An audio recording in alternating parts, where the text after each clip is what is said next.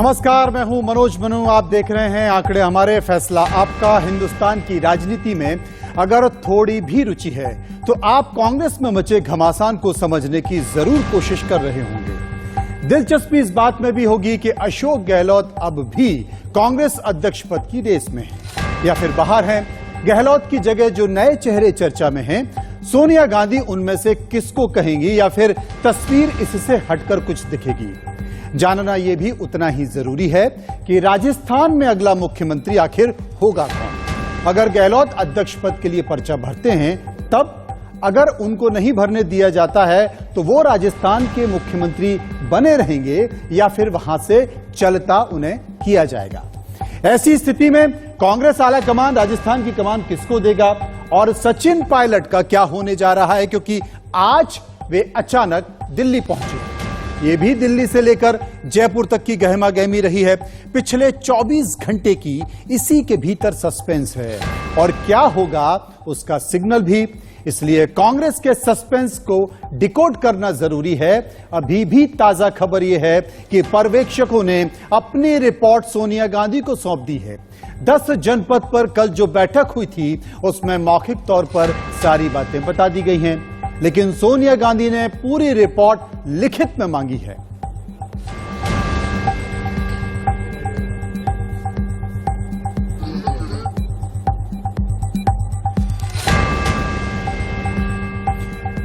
और बड़ी खबर क्या है? बड़ी खबर यह है कि पर्यवेक्षकों ने सोनिया गांधी को रिपोर्ट सौंप दी है। ये रिपोर्ट लिखित में सौंपी है। माकन ने 9 पन्नों की ये रिपोर्ट लिखित में सौंपी है। रिपोर्ट में अशोक गहलोत को क्लीन चिट है। सूत्रों के हवाले से हमारे पास ये जानकारी आई है। इसके साथ साथ खचरियाबाज धारीवाल पर कार्रवाई की अनुशंसा भी की गई है। वो क्यों की गई है आपको भी पता है। विधायक दल की बैठक में पहले दूसरी बैठक को माना गलत। जी हां, ये गलत मांगा कि विधायक दल की बैठक जब पहले से तय थी तो आपने फिर स्थान परिवर्तन क्यों किया, आपने दूसरी बैठक क्यों की? ये तमाम सारी चीज है और 9 पन्ने की ये रिपोर्ट है। इस रिपोर्ट में अशोक गहलोत को तो छोड़ दिया गया है। वो इसलिए छोड़ दिया गया है कि अगर अशोक गहलोत नहीं और उन पर आप प्रश्न चिन्ह उठाएंगे तो राजस्थान की सरकार आपकी बचेगी कैसे, राजस्थान की सरकार आपकी चलेगी कैसे? इसलिए जनाब अशोक गहलोत को तो छोड़ दिया गया है, लेकिन बाकी जो 2 मंत्री हैं गहलोत समर्थक, उन पर प्रश्न चिन्ह उठाया गया है। उनको ये समझा गया है कि आपने इतनी उत्सुकता क्यों दिखाई है। अब इस पर ज्यादा जानकारी के लिए हम सीधे चलते हैं मनु शर्मा, जो कि एडिटर हैं इंडिया न्यूज राजस्थान के, उनके पास चलेंगे, उनके पास जाकर समझने की कोशिश करेंगे। मनु साहब, आपसे मैं जानना चाहता हूं कि ये 9 पन्ने की रिपोर्ट सौंपी गई है पर्यवेक्षकों के द्वारा। इस रिपोर्ट में वैसे तो बहुत कुछ है, लेकिन सूत्र कहते हैं कि अशोक गहलोत को छोड़ दिया गया है। क्या है जानकारी? देखिए मनोज, मैं सबसे पहले तो एक बड़ी खबर दर्शकों को आपके माध्यम से देना चाहता हूं। जो नोटिस जारी होने थे वो नोटिस जारी हो चुके हैं। राजस्थान के अंदर 3 लोगों को नोटिस जारी किए हैं AICC की तरफ से, जिसके अंदर तारिक अनवर के हस्ताक्षर हैं और वो कॉपी कुछ ही देर में आप भी दिखा देंगे दर्शकों को। ये 3 लोग जो हैं उनके नाम बड़े नाम हैं, जिसके अंदर कैबिनेट मंत्री शांति धारीवाल है, दूसरा चीफ विप महेश जोशी जो कि जलदाय मंत्री भी है, और तीसरा नाम है जो मुख्यमंत्री के काफी नजदीकी है धर्मेंद्र राठौड़, और जो RTDC के चेयरमैन भी हैं। ये एक बड़ी खबर है दर्शकों के लिए राजस्थान की राजनीति से, क्योंकि जो एक्शन होना था वो एक्शन होना शुरू हो गया है। उसके अंदर मुख्यमंत्री अशोक गहलोत को तो क्लीन चिट दी गई है। दूसरा, जो 3 लोगों पे कार्रवाई कर दी गई है, जिसके अंदर उनको नोटिस जारी किया गया है और 10 दिन के अंदर जवाब मांगा गया है। तो मनु शर्मा हमारे जो संपादक है राजस्थान चैनल के, वो एक बड़ी खबर बता रहे हैं और मुझे लगता है कि ये ब्रेकिंग के तौर पर चलना चाहिए, क्योंकि ये सबसे पहले, अगर ये सबसे पहले खबर कहीं पर है तो ये इंडिया न्यूज के साथ है। और मनु शर्मा जो कि हमारे एडिटर हैं इंडिया न्यूज राजस्थान चैनल के, उन्होंने ये जानकारी दी है कि कार्रवाई होना शुरू हो गई है। 9 पन्ने की रिपोर्ट सौंपी गई पाटियाला कमान को। इसमें अशोक गहलोत को तो छोड़ दिया गया, लेकिन उनके 3 समर्थक जो नेता हैं उन्हें नोटिस जारी किया गया है। उन्हें कारण बताओ नोटिस जारी किया गया है। यह बड़ी खबर इंडिया न्यूज बता रहा है। सबसे पहले आपको बता रहा है राजस्थान की सियासत में एक बड़ा घटनाक्रम कि गहलोत समर्थकों को कारण बताओ नोटिस जारी किया गया है। मनु शर्मा हमारे साथ बने हुए हैं। मनु शर्मा, एक बार तीनों के नाम दोबारा से दर्शकों को बता दीजिए। देखिए, मैं बताना चाहूंगा मनोज, जो दो नाम हैं जिसके अंदर कैबिनेट मंत्री जो शांति धारीवाल, जिसको नंबर 2 माना जाता है राजस्थान सरकार के अंदर, गहलोत के बाद में अगर नाम आता है तो शांति धारीवाल का नाम आता है। दूसरा जो मुख्यमंत्री के काफी विश्वस्त है और जो चीफ विप भी हैं और जलदाय मंत्री भी, यानी विधायकों को जो बुलाया गया था शाम को, जो 7 बजे बैठक बुलाई गई थी विधायक दल की, उसके लिए फोन उन्हीं ने किया था। और उन पर जो आरोप लग रहे हैं वो ये है कि वो उन्होंने 7 बजे के लिए तो फोन किया ही, उसके बाद 5 बजे के लिए भी जो लोगों को इकट्ठा किया गया विधायकों को शांति धारीवाल के आवास पर, वो भी उन्हीं के द्वारा किया गया, तो उनको भी नोटिस जारी किया गया है। तीसरा नाम है धर्मेंद्र राठौड़ का, जो वर्तमान में आरटीडीसी के चेयरमैन हैं और मुख्यमंत्री के सबसे नजदीकी व्यक्ति हैं, जो राजनीति और रणनीति तैयार करते हैं मुख्यमंत्री के लिए। उनको भी नोटिस जारी किया गया है कि उन्होंने भी विधायकों को फोन किए थे। तो ये सबसे बड़ी खबर है दर्शकों के लिए कि 3 लोगों को नोटिस जारी हो गए। तारिक अनवर के हस्ताक्षर हैं इस पत्र के ऊपर, एआईसीसी का लेटर है जिसके ऊपर ये जारी किया गया है। तो मैं आपको बताना चाहूंगा कि जो कार्रवाई होनी थी वो एके एंटोनी अब से कुछ देर बाद में शायद दिल्ली पहुंचने वाले हैं, उससे पहले ही ये नोटिस तो जारी कर दिए गए हैं। एंटोनी जो है अनुशासन समिति के अध्यक्ष हैं, उनसे शायद हो सकता है कि फोन पर इस बात का अप्रूवल ले लिया गया हो, क्योंकि रिपोर्ट जो है शाम को ईमेल के माध्यम से खड़गे और माकन दोनों ने भेज दी थी सोनिया गांधी को, और उसके बाद में इस रिपोर्ट के आधार पर शायद नोटिस जारी हुए हैं ये।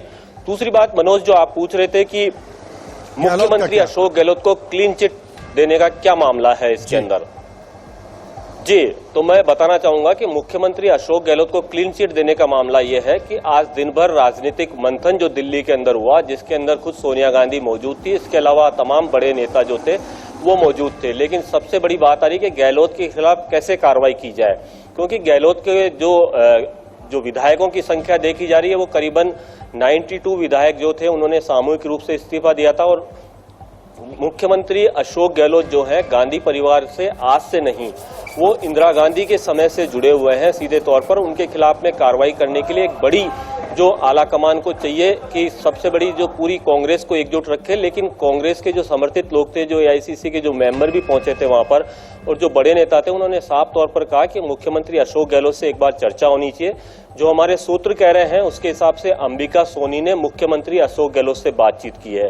अंबिका सोनी वो है जो कहीं न कहीं एक सेतु का काम कर रही है इसके अंदर, और उन्होंने बातचीत करके अशोक गहलोत से सारी जानकारी ली है और सोनिया गांधी को बताया है, सारी वस्तुस्थिति से अवगत कराया है। क्योंकि आज यहाँ जो राजनीतिक घटनाक्रम हुआ राजस्थान के अंदर, उसके अंदर सुबह से शाम तक में जो सुर बदले हैं, जो अशोक गहलोत के समर्थन में लोग जो खड़े हुए थे, जो मंत्री खड़े हुए थे, उन लोगों के सुर में आला कमान शब्द जुड़ने लग गया है कि जो आला कमान कहेगा वही होगा। लेकिन साथ में सचिन पायलट को सीएम बनाने के लिए तो आज भी वो राजी नहीं है और अपनी जो बात है वो उसके माध्यम से बिल्कुल मनु साहब आपने सही कहा, लेकिन मनु साहब एक बड़ी खबर आपने दी है राजस्थान की राजनीति को लेकर के, जो असर है कार्रवाई का वो असर शुरू हो चुका है। एके एंटनी को दिल्ली बुलाया गया है, एके एंटनी दिल्ली पहुंचने वाले हैं, लेकिन उसके पहले ही फोन पर उनसे अप्रूवल ले लिया होगा।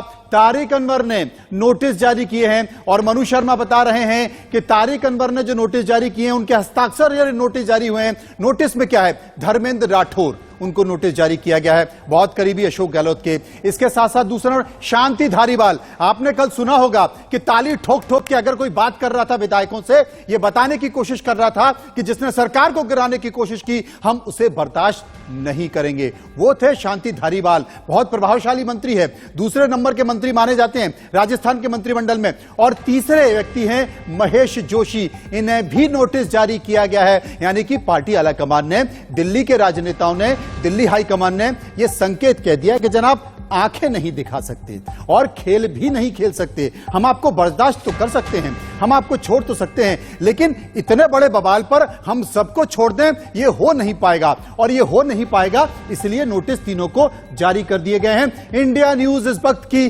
सबसे बड़ी और सबसे पहली खबर आपको दिखा रहा है कि राजस्थान में जो घटनाक्रम चल रहा है उस घटनाक्रम के हिसाब से 3 बड़े नेताओं को, और ये तीनों बड़े नेता राजस्थान के मुख्यमंत्री अशोक गहलोत के करीबी हैं, और इन तीनों नेताओं पर आरोप है कि इन्होंने सीएलपी की बैठक, जो विधायक दल की बैठक है, उस बैठक को इन्होंने दूसरे स्थान पर बुला लिया।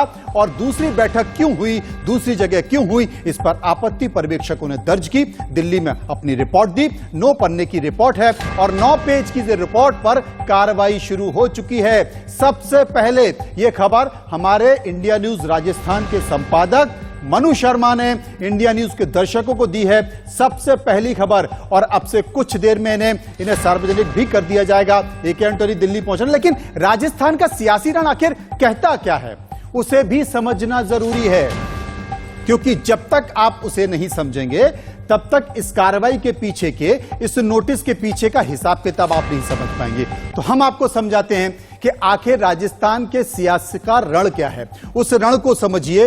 वो रण हम आपको टीवी स्क्रीन पर दिखाते हैं, और उस रण को जब आप टीवी स्क्रीन पर देखेंगे तो आप समझ जाएंगे। लेकिन उसके पहले आप टीवी स्क्रीन पर देख रहे हैं शांति धारीवाल, गहलोत मंत्रिमंडल के नंबर 2 के मंत्री। ये देखिए, ये सियासी समीकरण है।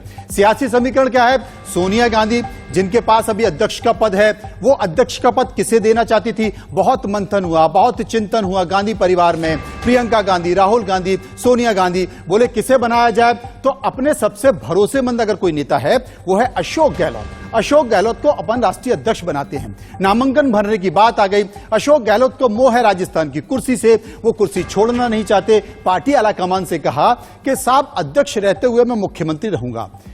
दिल्ली ने आंख दिखाई कि यह कैसे संभव है। तो जब संभव नहीं हुआ और संकेत कुछ दूसरा हुआ, तो फिर अशोक गहलोत ने आंखें दिखाना शुरू की, और उसका परिणाम क्या हुआ? अशोक गहलोत का भरोसा कम हुआ, उनका कद छोटा हुआ। यानी कि जो क्रॉस का निशान आप देख रहे हैं, पहले ये राइट था, अब अशोक गहलोत क्रॉस के निशान में आ गए हैं। बहुत कुछ घटेगा, हालांकि 1 साल बाद विधानसभा चुनाव है, लेकिन उसके पहले भी बहुत कुछ घटेगा।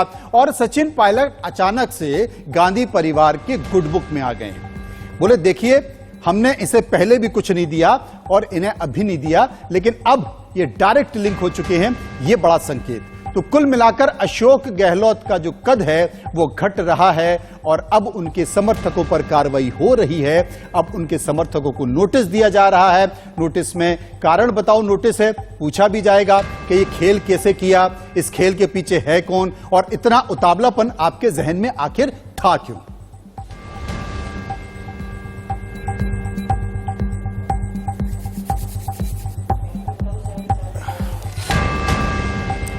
तो अभी हमने आपको ये तस्वीरें दिखाई, अब जरा समझें। जी हां, जरा इसे भी समझिए कि राजस्थान में मचे सियासी घमासान के बीच शाम को अचानक सचिन पायलट दिल्ली पहुंचते हैं। देखिए, तो सचिन पायलट जब दिल्ली पहुंचते हैं, 3:45 पर दिल्ली पहुंचे हैं। उनका कोई कार्यक्रम था नहीं, लेकिन वो पहुंच गए। अब पहले दिल्ली से आने से मना कर रहे थे कि मैं दिल्ली नहीं आऊंगा, मैं दिल्ली क्यों जाऊंगा, लेकिन अचानक दिल्ली पहुंच गए। कहा था कि मसला सुलझने तक जयपुर में ही रहेंगे। अगले ही दिन वो दिल्ली पहुंच गए। जाहिर है कि अपनी मर्जी से तो वो नहीं आए होंगे।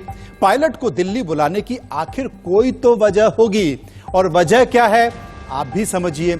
हम आपको विस्तार से समझ रहे हैं। ये राजस्थान का जो समीकरण है ना, आपको इसे समझना होगा। इसमें बहुत सारे पेच हैं, बहुत सारे खेल हैं। इसलिए हम आपको इन तस्वीरों के जरिए बड़े बोल्ड अक्षरों में, मोटे मोटे अक्षरों में इसलिए समझा रहे हैं क्योंकि राजस्थान की राजनीति बहुत महीन हो गई है।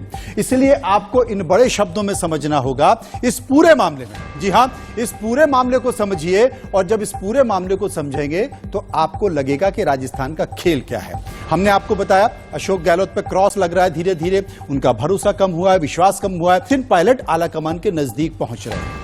आपको याद होगा, पहले उप मुख्यमंत्री थे, प्रदेश अध्यक्ष थे सचिन पायलट, लेकिन उसके बाद काफी समय से इंतजार कर रहे हैं। अब इस पूरे मामले में हमारे साथ जुड़ रहे हैं हमारे पॉलिटिकल एडिटर रजत राकेश टंडन।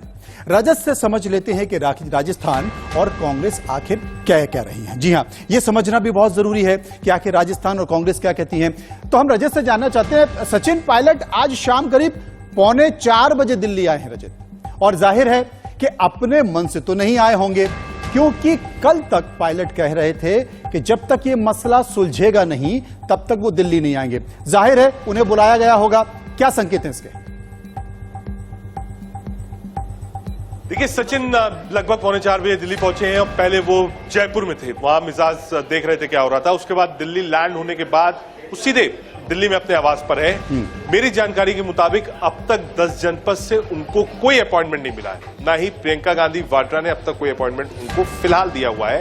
हालांकि सचिन आए हैं तो मुलाकात जरूर करेंगे, सोनिया गांधी हो या प्रियंका गांधी, क्योंकि राहुल गांधी यहाँ नहीं है। साथ ही साथ जो पहली मुलाकात होगी वो general secretary in charge Ajay Maken से होगी, जिसकी जिम्मेदारी और जो ऑब्जर्वर के तौर पर भी गए थे सचिन पायलट यहाँ अपनी बात रखने आए। और जो सूत्र बताते हैं सचिन पायलट इस बात को रखेंगे कि इस वक्त जो माहौल राजस्थान का है उसको आला कमान को समझना पड़ेगा। विद्रोह है, सचिन पायलट मुख्यमंत्री पहले ही बनना चाहते थे, लेकिन उस वक्त तो पार्टी से अलग हुए थे, जब आए थे कोई कमिटमेंट नहीं था। उनको लगता है कि पार्टी जब भी चुनाव में जाएगी कांग्रेस वापस नहीं आएगी। सचिन पायलट आला कमान को दो चीज समझाना चाहते हैं। पहला, अशोक गहलोत ने आला कमान को आंख दिखाई है, सचिन पायलट और उनका गुट बिल्कुल शांत रहा है। दूसरा कि ये नेतृत्व परिवर्तन का समय है, अगर इस समय ऐसा नहीं होता है और सचिन को कमान नहीं मिलती है तो आने वाले समय में राजस्थान में जब चुनाव होगा तो कांग्रेस बहुत कम सीटों पर रजत हम समझ लेते हैं, लेकिन अशोक गहलोत जयपुर में ही हैं, जबकि दिल्ली में राजस्थान कांग्रेस की कलह को लेकर कल से मंथन चल रहा है। जाहिर है आज भी चल ही रहा होगा और अब तो कार्रवाई का दौर शुरू हो गया, तो ऐसे में गहलोत को लेकर क्या चल रहा है दिल्ली में? देखिए, आज एक बड़ी बैठक 10 जनपद पर हुई जहां कांग्रेस की वरिष्ठ नेता अंबिका सोनी मौजूद थी। जी। अंबिका सोनी ने माना जा रहा है ट्रूस का काम किया है और अशोक गहलोत और सोनिया गांधी की बातचीत अंबिका सोनी ने कराई। अंबिका सोनी पुराने समय से लॉयलिस्ट है गांधी परिवार की और अंबिका सोनी ने ही जो एक ब्रिज टूट गया था बातचीत का उसको फिर से शुरू किया। यानी आप कह दीजिए कि जिस भूमिका में पहले अहमद पटेल रहते थे आज उस भूमिका में अंबिका सोनी थी, यानी ट्रबल शूटर। कमलनाथ मिले जरूर थे लेकिन उन्होंने बात अशोक गहलोत से नहीं करी, अंबिका सोनी ने बात करी, दोनों लोगों से बात हुई। उसके बाद अशोक गहलोत की बात अंबिका सोनी ने सोनिया गांधी को बताई और सूत्र यही कहते हैं कि अशोक गहलोत ने अपनी तरफ से कहा है कि वो कभी भी आला कमान के खिलाफ नहीं थे और जो भी बयान दिए गए हैं वो उनके द्वारा नहीं दिए गए हैं। जो समझने की जरूरत थी वो शायद ऑब्जर्वर्स खड़गे साहब और माकन अशोक गहलोत और उनके समर्थक विधायकों की बात नहीं समझ पाए। अशोक गहलोत ने बिल्कुल क्लियरली कहा है कि जो भी फैसला दिल्ली में सोनिया गांधी लेंगी अशोक गहलोत उसके साथ खड़े रहेंगे। हालांकि कांग्रेस में अंदरूनी जो कलह मची हुई है, जबकि राजस्थान में अगले साल ही विधानसभा चुनाव होने वाले हैं और 2024 में लोकसभा चुनाव होने, तो दोनों चुनाव से ठीक पहले कांग्रेस में जो घमासान मचा हुआ है वो पार्टी के लिए कितना बड़ा संकट खड़ा कर सकता है?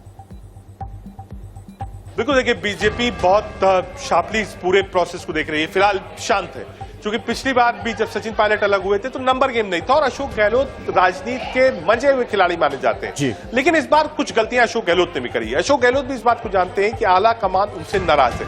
सचिन पायलट की मजबूरी ये है कि उनके पास नंबर्स नहीं है। जनता राजस्थान में इसको एक बैड पब्लिसिटी के रूप में देखती है, तो आने वाले समय में कांग्रेस को अपना हाउस ऑर्डर में सेट करना होगा। साथ ही साथ जो राजस्थान का डेवलपमेंट है उसका सीधा असर कांग्रेस के अध्यक्ष पद के चुनाव और राहुल गांधी की भारत जोड़ो यात्रा में पड़ रहा है। यानी जब तक अनुशासन नहीं होगा और कांग्रेस का अपना हाउस इन ऑर्डर नहीं होगा तो वाकई ये बड़ी बात है रजत, क्योंकि भारत जोड़ो यात्रा भी चल रही है, इधर कांग्रेस तोड़ो स्थिति दिखाई दे रही है, लेकिन ऐसी स्थिति में आला कमान उलझा हुआ है, बैठकों का दौर चल रहा है। चलिए आगे चलते हैं और अब दिल्ली से निकलकर हम जयपुर पहुंचते हैं, क्योंकि जयपुर में घटनाक्रम बढ़ गया है, नोटिस जारी हो गए हैं। जयपुर में आज भी सियासी गहमा गहमी रही है और इस गहमा गहमी के बीच बहुत सारी तस्वीरें भी निकल कर आई हैं, उन्हें भी आप देखिए और समझिए, क्योंकि जयपुर में जो हुआ है, जयपुर में बहुत कुछ घट रहा है और जयपुर में बहुत कुछ घट रहा है तो अशोक गहलोत के जो समर्थक हैं उन पर भी निशाना कट गया। हमारे साथ आलोक मेहता जी हैं जो कि ITV नेटवर्क के एडिटोरियल डायरेक्टर भी हैं। आलोक जी, एक सवाल मैं आपसे पूछना चाहता हूं कि जो रिपोर्ट 9 पन्ने की दिल्ली सबमिट कर दी गई है उसमें सूत्र बताते हैं कि अशोक गहलोत को छोड़ दिया गया है, लेकिन उनके समर्थकों को नहीं छोड़ा गया है और हमारे संपादक राजस्थान चैनल के बता रहे हैं कि 3 लोगों को कारण बताओ नोटिस जारी हुए, मतलब AK एंटनी दिल्ली नहीं पहुंच पाए हैं, उसके पहले ही तारिक अनवर के हस्ताक्षर से नोटिस जारी हो गए हैं। संकेत साफ है कि ऐसे आप आंख नहीं दिखा सकते, चाहे आप कितने ही हमारे भरोसे में रहें। देखिए मनोज जी, इस तरह की कार्रवाई पार्टी, ऐसा नहीं है कि पहली बार है, जब भी इस तरह की कोई ऐसी स्थिति पैदा होती है जब संकट है तो हाईकमांड को मैसेज देना होता है जी, और वही एक प्रक्रिया है। जबकि आप ये देखिए तारिक अनवर, और मैं इसलिए बैकग्राउंड अपने दर्शकों को लिए बताना आवश्यक है कि तारिक अनवर, अंबिका सोनी और अशोक गहलोत ये लगभग एक टीम की तरह वर्षों से काम करते थे। इसलिए पहली बात यह है कि तारिक अनवर के दस्तखत से गया, इसका मतलब है संगठन में उनकी जिम्मेदारी जो दी गई है तो एक चेतावनी जैसे कहते हैं ना, यदि एक भाई हम अपने दफ्तर में भी मान लो कहते हैं अगली बार से ऐसी गलती नहीं होना चाहिए जी। अभी हमने अपना भूल सुधार दिखाया ना, कोई तो आगे से कहा जाएगा भाई तकनीकी रूप से ऐसा नहीं होना चाहिए, आप एक चिट्ठी दे देते। तो ये मैं इसे एक प्रक्रिया मानता हूं। इसका मतलब है कि अनुशासन की ऐसी बड़ी तलवार नहीं होने वाली है जिसमें किसी को आप निकाल सके। जैसा आपने शुरू में भी कहा है, हमारे संपादक वहां के समझ रहे कि इतना भारी बहुमत अशोक गहलोत के साथ होने से अब खाली ये तय होना है कि वो अध्यक्ष पद के लिए जो आगे नाम बढ़ाया गया था, अब वो नहीं होकर के या तो AK एंटनी हो, या अंबिका सोनी हो, या गुरदास कामत हो, यदि दलित कार्ड खेलना है तो ये एक पंथर हो सकता है। या जैसा अशोक गहलोत का हमने अपनी दिन की रिपोर्ट में भी जो मालूम हुआ था कि अशोक गहलोत से भी सोनिया जी से बात कराई गई, चाहे अंबिका जी ने की हो, कराई हो, या एक संवाद जैसे कहते हैं कि भाई मेरा इरादा खुद का ऐसा कभी नहीं रहा है। और निश्चित रूप से अशोक गहलोत की जो छवि है, जितना काम उन्होंने किया है पार्टी को चलाने के लिए, संगठन के लिए, उनको किनारे फेंक करके ही सचिन को सारी बागडोर नहीं दी जा सकती। अब इसलिए ये दोनों के बीच में कैसे तालमेल हो, इसका रास्ता एक मध्यमार्गी जो है वो निकले। और AK एंटनी को बुलाया गया, इसका प्रचार मीडिया में होना इसलिए आवश्यक है कि अनुशासन कमेटी के, जबकि वो तो बिस्तर बांध के चले गए थे, नरसिंह राव चले गए थे। तो यदि वो मान जाए तो अलग बात है, वरना अध्यक्ष पद पर उनका नाम भी हो सकता था, जो सबसे बड़ा पुराना नाम है। लेकिन वो बड़े शांत किस्म के हैं, जो बड़े चुनाव है, और इसलिए गांधी परिवार से ही जो ऐसा जुड़ा हुआ लॉयलिस्ट हो उसको ही अध्यक्ष पद बनाया जाएगा और फिर गहलोत बने रहेंगे। अब इसीलिए सचिन पायलट ने ये कहा, जहां तक मेरी कहेंगे या जो अपने दूसरे सोर्सेज से उन्होंने कहलवाया होगा और जो आज दिन में भी चलाया गया है कि भाई हम भी बहुमत सिद्ध कर सकते हैं, आप किसी को मुख्यमंत्री बना दे तो लोग अपने आप पार्टी के खिलाफ जाकर के तो विद्रोह तो कर नहीं देंगे। तो अब ये हाईकमांड यदि ऐसा फैसला कर ले कि नहीं भाई अशोक गहलोत इस्तीफा दीजिए, तो नया संकट पैदा होगा। तो अब ये हाईकमांड, जैसा आपने कहा, प्रियंका गांधी, राहुल जी को डिसाइड करना है। सोनिया जी ने एक तरह से इसको कहते हैं ऑक्सीजन दे दिया। हार्ट का जो पेशेंट है, जो अचानक कल जो 2 दिनों में एकदम हार्ट पेशेंट बन गई थी पार्टी, उसको संभालने के लिए जिस तरह राहत दी जाती है, वो सोनिया गांधी ने उस तरह से डॉक्टर की तरह ऑपरेशन कर दिया है। और ताकि अब इसको कैसे ICU से निकालना है, लगातार वेणुगोपाल कल आ गए, रजत ने भी अपनी रिपोर्ट बताई। वेणुगोपाल राहुल गांधी के संपर्क में है। मैं समझ रहा हूँ कि अब ये परिवार को फैसला करना है कि गहलोत किया जाए और तो सचिन पायलट को जो प्रॉब्लम है, जो भी महत्वाकांक्षा है, उसे कैसे दोनों के बीच में समन्वय बनाया जाए। जी, वाकई आपने बहुत अच्छी से व्याख्या की और ये बताने की कोशिश की कि आखिर ये अगर हो रहा है तो इसके पीछे का कारण क्या, कि जो हो गया उसे खत्म करो, क्योंकि राजस्थान में गहलोत का विकल्प नहीं है। अब इसे खत्म किया जाए, आगे बढ़े, क्योंकि 1 साल बाद विधानसभा चुनाव है और उसके बाद 2024 में लोकसभा चुनाव। बहुत बहुत शुक्रिया करेंगे आलोक जी का जो हमारे साथ बने रहे। लेकिन राजस्थान में क्या हो रहा है, जयपुर में क्या हो रहा है? दोपहर 20 विधायक मुख्यमंत्री के आवास पर थे। अशोक गहलोत से मिलने पहुंचे थे ये विधायक और सियासी संकट से जोड़कर देखी गई है ये मुलाकात। गहलोत से मिलने वाले कुछ मंत्री भी शामिल थे, ये भी जानकारी आ रही है। और जब ये जानकारी थी तो उसके तहत हम आपको ये बता रहे हैं कि कौन कौन सा घटनाक्रम जयपुर में हुआ, उसी घटनाक्रम के हिसाब से ये सारी मुलाकात हुई है। और जो संकेत, जैसे कि जानकारी आ रही है, हमारे तमाम वरिष्ठ लोग बता रहे हैं कि अंबिका सोनी से मुलाकात हुई, इसके साथ साथ तारिक अनवर ने भी बातचीत की अशोक गहलोत से। तो शायद यह बताने की कोशिश की कि अब गतिरोध खत्म करें, कोई अनुशासनहीनता इसमें नहीं होनी चाहिए, क्योंकि अब सारा स्थिति पटाक्षेप की ओर बढ़ रहा है। क्योंकि भारत जोड़ो यात्रा चल रही है, तो राजस्थान क्यों कांग्रेस तोड़ो का संकेत दे, यह भी बात एक निकल कर आ रही है। तो कुल मिलाकर कांग्रेस के मुख्य, जी हां, कांग्रेस के मुख्य सचेतक और बगावत के मुख्य किरदारों में से एक माने जा रहे महेश जोशी ने कहा कि अगर आलाकमान नोटिस देता है, जो कि दे दिया है, तो मैं जवाब देने को तैयार हूं। जो भी सजा मुझे आलाकमान देगा मैं भुगत लूंगा। किसी विधायक को जबरन मंत्री शांति धारीवाल के घर पर नहीं बुलाया गया, लेकिन आलाकमान की इच्छा के आगे हम सब नतमस्तक हैं। तो नोटिस तो आ गया है, जवाब भी वो वही देंगे। राजस्थान सरकार के तक और जलदाय मंत्री महेश जोशी साथ है, जिनसे सियासी घटनाक्रम पर बात करते हैं। सर, शांति धारीवाल ने सीधे जनरल सेक्रेटरी अजय माकन पर आरोप लगाया कि वो पक्षपात और एक तरफा लेकर आए।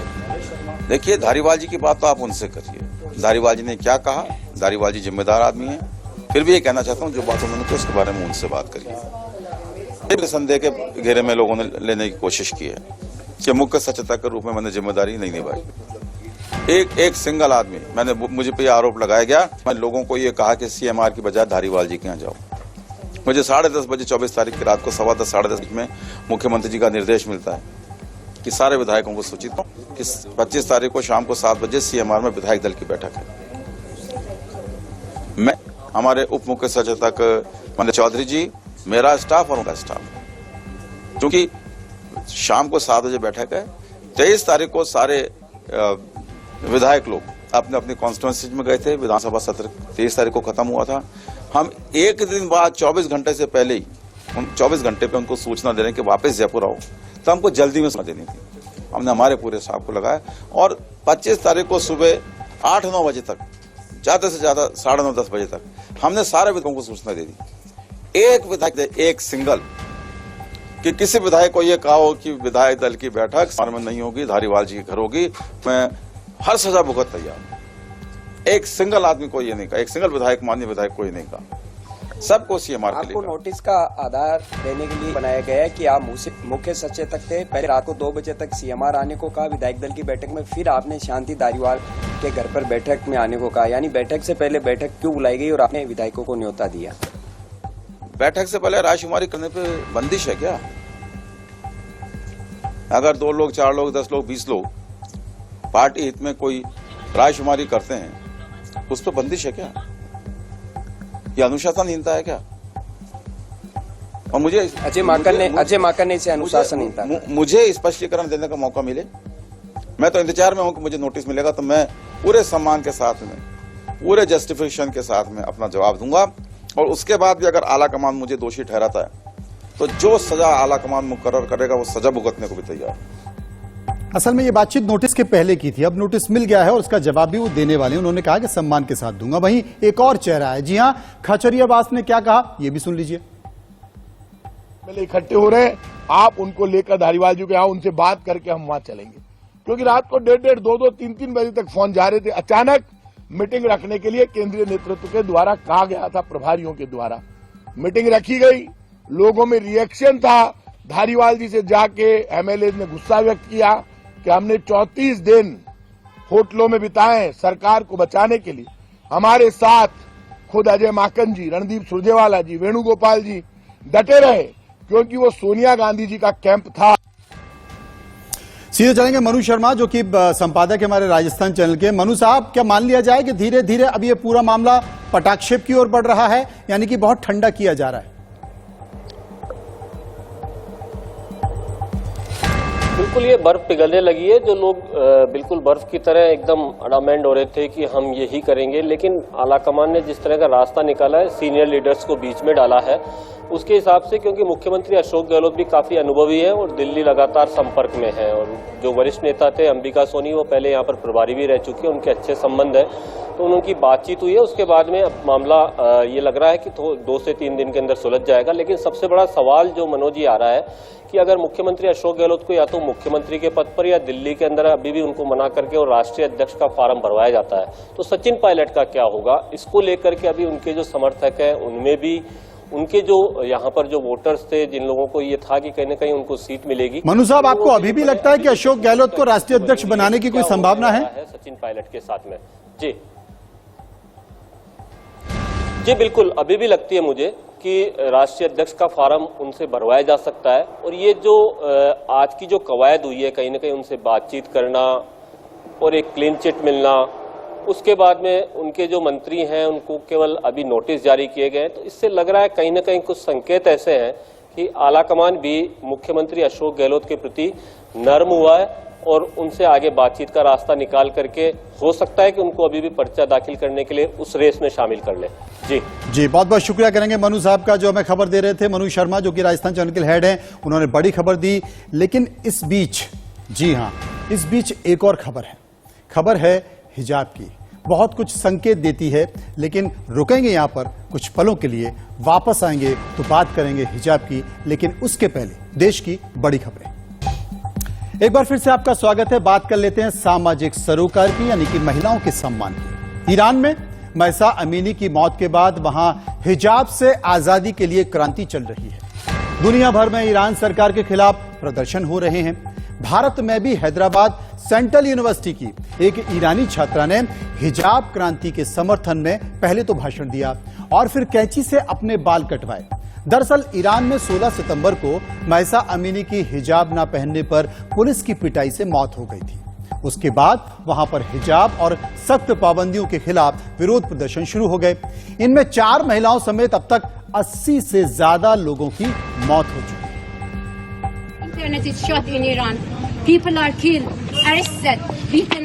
लिहाजा ईरान में हिजाब विरोधी प्रदर्शनों को समर्थन देने के लिए हैदराबाद सेंट्रल यूनिवर्सिटी की ईरानी छात्रा एनसाया अस्कारी ने बेंच पर खड़े होकर हिजाब क्रांति के समर्थन में भाषण दिया। These days, internet is shut in Iran. People are killed, arrested, beaten up, and shot in the streets of Iran. And I am here to be their voice and deliver their message, to be their voice in their war of freedom. And in solidarity with all my sisters and my brothers who are killed in Iran, I want to cut my hair. इसके बाद Hyderabad central university campus में ही एक छात्रा कैंची से ईरानी student के बाल काटती दिखी।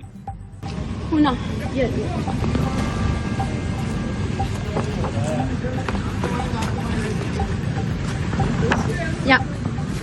Women life freedom.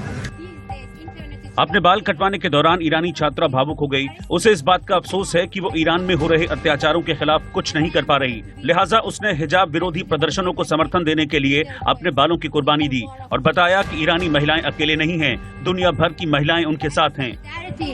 With all my sisters and my brothers who are killed in Iran. These days, internet is shut in Iran.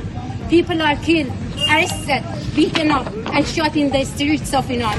And I am here to be their voice and deliver their message, to be their voice in their war of freedom.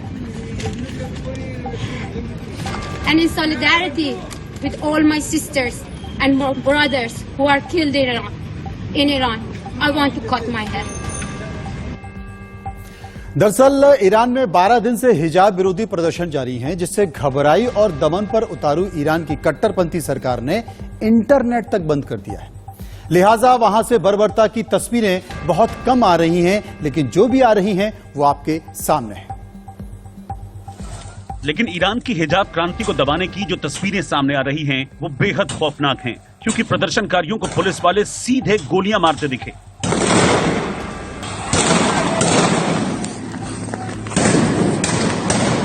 ده سید الشهداء سپاه در خیابان لیلما قصد اشغالشون داشتن بچه‌ها تونستن تا ورودی Mahsa की police custody में मौत के बाद जिन महिलाओं या लड़कियों ने विरोध प्रदर्शन की कमान संभाली, उन्हें इब्राहिम रईसी सरकार कुछ इस तरह से कुचलने में जुटी है।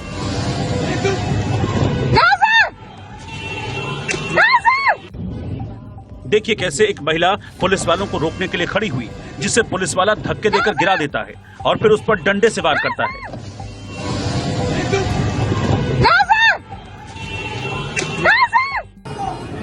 एक और वीडियो देखिए कैसे प्रदर्शन कर रही महिला को पुलिस वाले ने उठाकर फेंक दिया, जिससे उसका सिर डिवाइडर से टकरा गया।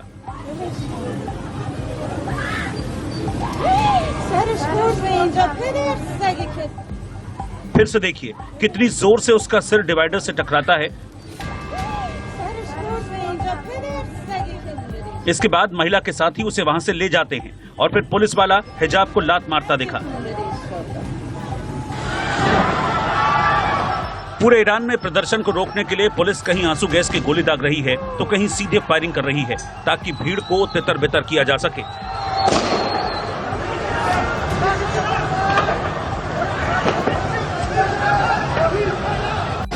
तेहरान चौदीवारी। लेकिन इसके बाद भी महिलाओं पर कोई असर नहीं है।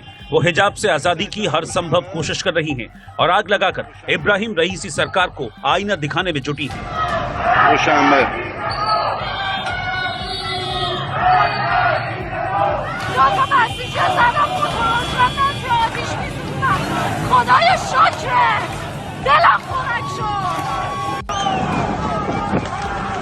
इतना ही नहीं, सड़क पर पुलिस की बर्बरता के खिलाफ पत्थरबाजी की गई ताकि उनके कब्जे से अपने साथियों को छुड़ाया जा सके।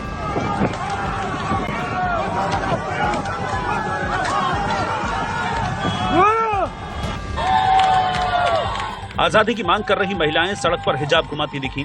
महिलाएं रात में कार पर खड़े होकर ताली बजाकर प्रदर्शन करती हुई भी नजर आईं।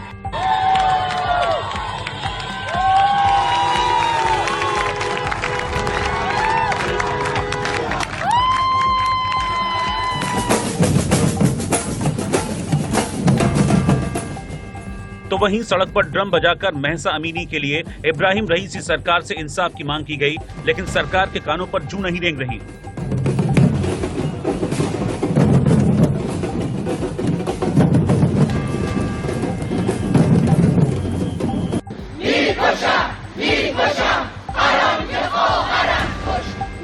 दरअसल 13 सितंबर को हिजाब न पहनने की वजह से महसा अमीनी को ईरानी मॉरल पुलिस ने हिरासत में लिया था। 3 दिन बाद यानी 16 सितंबर उनका शव परिवार को मिला, जिसके बाद 50 से ज्यादा शहरों में सरकार विरोधी हिंसक प्रदर्शन शुरू हो गए थे। लिहाजा महिलाएं अब सरकार के लिए मुश्किल का बड़ा सबब बन गई हैं। न तो वो हिजाब पहनने को तैयार हैं, न बाल ढकने को, और न ही ढीले ड्रेस पहनने का फरमान ही मानने को तैयार हैं।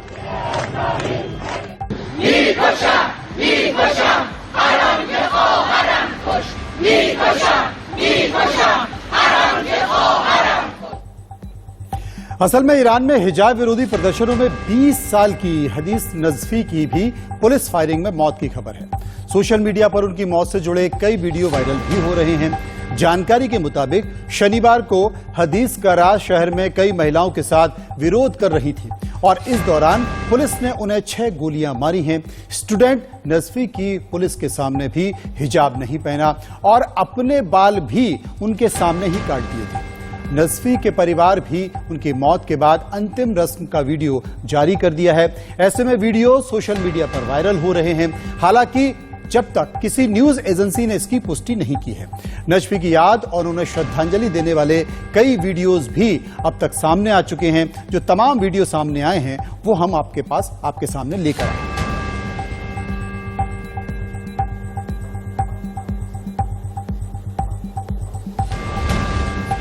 तो वहीं ईरान में चल रहे हिजाब विरोध प्रदर्शन का फिल्म एक्ट्रेसेस मंदाना करीमी ने समर्थन किया है। उन्होंने वीडियो शेयर कर कहा है कि उनकी मां और 2 भाई ईरान में फंसे हुए हैं। उनकी मां ने बताया कि अगर वो ईरान में होती तो शायद मार दी गई होती। मंदाना करीमी एक ईरानी एक्ट्रेस हैं और मॉडल भी हैं जो कि बॉलीवुड फिल्मों में काम करती हैं। इसके साथ ही वो popular TV reality show big boss के 9वें सीजन का भी हिस्सा रही हैं। सुनिए एक बार उनकी आप बीती। I have my mother and I have my 2 brothers back home.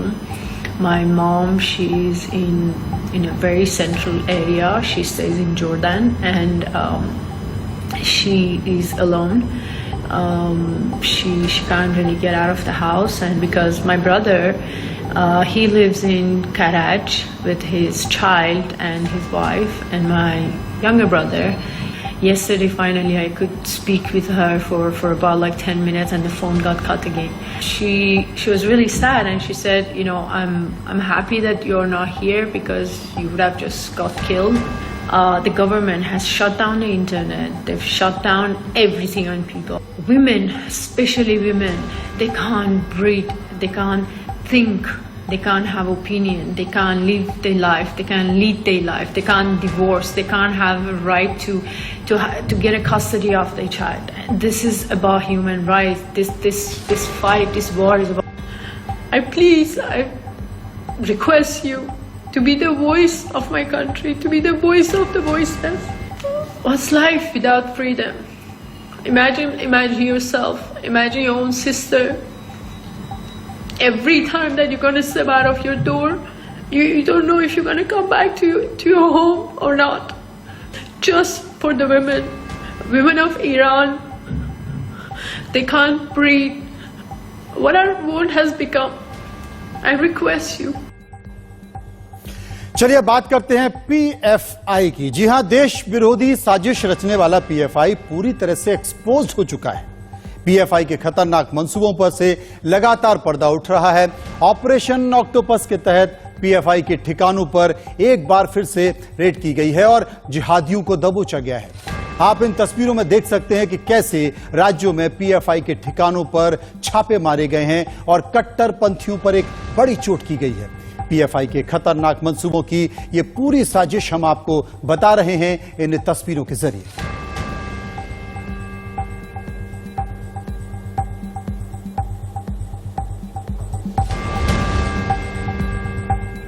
यानी कि पीएफआई पर जैसे जैसे शिकंजा कसता जा रहा है उसके कार्यकर्ता बौखला गए हैं। अब हम आपको दिखाते हैं कि कैसे आज पीएफआई के ठिकाने यानी कि एनआईए, एटीएस और ईडी की सर्जिकल स्ट्राइक हुई और तमाम जिहादियों को दबोचा गया। इस खबर को देखिए।